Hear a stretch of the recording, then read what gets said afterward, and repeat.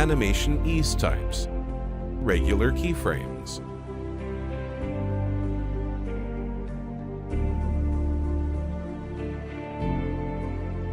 To understand how ease works and how to use it, let's create a simple animation by changing the translation of a box.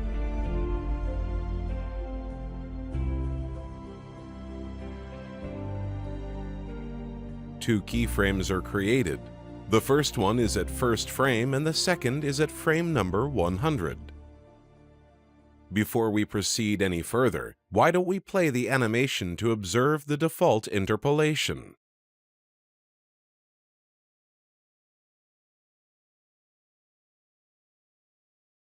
As you can see, the default animation is robotic.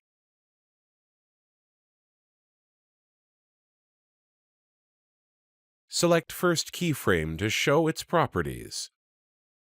SimLab Composer presents three types of ease that automatically adjust the influence into and out of a keyframe to smooth out sudden changes in translation, rotation, and scale.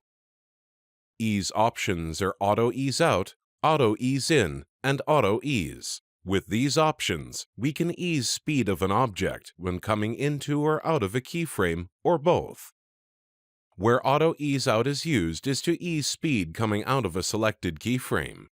Auto Ease In is used to ease speed coming into a selected keyframe. And Ease is used to ease speed coming both into and out of a selected keyframe. Apply Auto Ease Out to the selected keyframe. Notice how appearance of a selected keyframe symbol has changed on animation timeline, indicating that it is a keyframe that has Auto Ease Out effect. With that, the selected keyframe has a speed of 0 with an influence of 100% on its right side. Play the animation and try to observe the new influence. Auto Ease Out automatically adjusts the influence out of a keyframe. The object gradually accelerates as it leaves the first keyframe until it reaches the last one, where it reaches its maximum speed.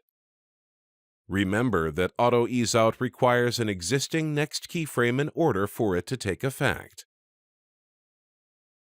To remove an ease effect from a keyframe, select the keyframe and from its Properties panel, choose No Ease.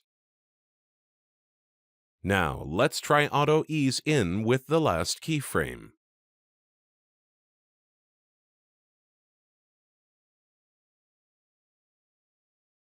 Now the selected keyframe has a speed of 0 with an influence of 100% on its left side. Play the animation. Auto Ease In automatically adjusts the influence into a keyframe. Here the object starts at its maximum speed and slows down as it approaches last keyframe. Remember that Auto Ease In requires an existing previous keyframe in order to take effect. Now, let's try applying Auto Ease Out and Auto Ease In together to first and last keyframes respectively. Here, both the first and last keyframes have a speed of 0 with an influence of 50% on the right side of first frame and the left side of the last frame. Play the animation. This automatically adjusts the speed of change, where it accelerates as the animation retreats from the first keyframe until it reaches the maximum speed at frame number 50, and from there decelerates as the animation advances towards the last keyframe. Now, let's try Auto Ease. Remember that Auto Ease requires existing previous and next keyframes in order to take effect on both sides of the selected keyframe. Because of that, we need to rearrange the keyframes.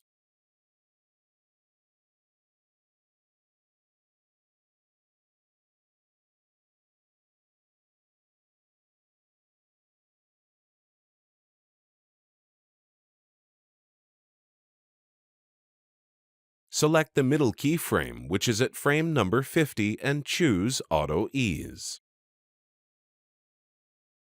Now the selected keyframe has a speed of 0 with an influence of 50% on both sides. Play the animation.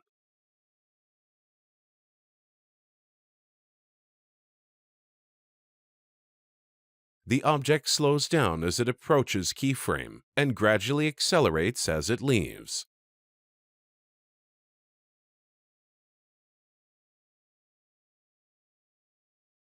We can use ease types with the camera as well.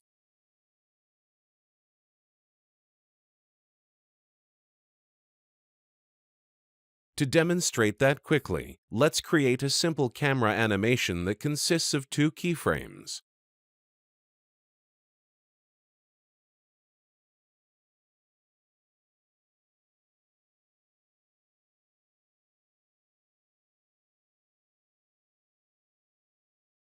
Play the animation.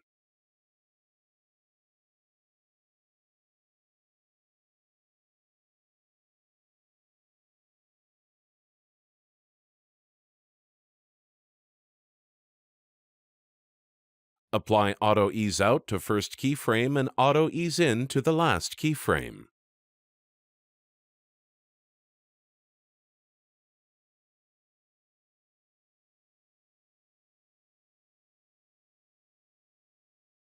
Play the animation.